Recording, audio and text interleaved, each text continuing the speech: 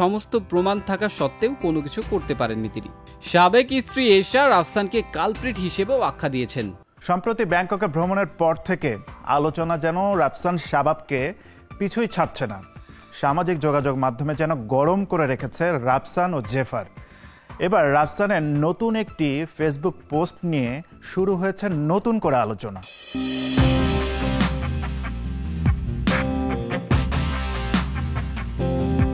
জনপ্রিয় what a show এর উপস্থাপক রাফসান সাবাব ও সঙ্গীত শিল্পী জেফার, তাদের দুজনকে নিয়ে আলোচনার ঝড় বইছে সামাজিক যোগাযোগ মাধ্যমে।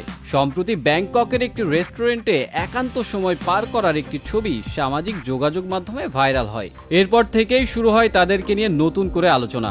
রাফসান সাবাব ভালোবেসে 3 বছর আগে বিয়ে করেন ডাক্তার সানিয়া এশাকে। তবে গত বছর রাফসান ফেসবুকে ভিডিও বার্তার মাধ্যমে বিবাহ বিচ্ছেদের তথ্য জানান সবাইকে। ভেঙে যায় 3 বছরের সংসার। গুঞ্জন ওঠে এই সময়ের জনপ্রিয় সঙ্গীত শিল্পী জেফারের সঙ্গে প্রেমের সম্পর্কে জড়িয়েছেন রাফসান।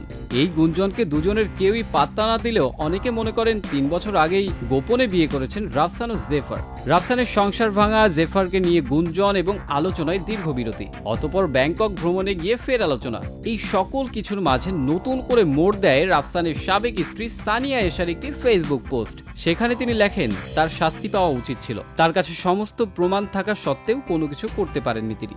সাবেক স্ত্রী এশা রাফসানকে কালপ্রিট হিসেবেও আখ্যা দিয়েছেন। তিনি অবশ্য আরো অনেককেই কালপ্রিট বলেছেন, তবে কারো নামই তিনি উল্লেখ করেননি।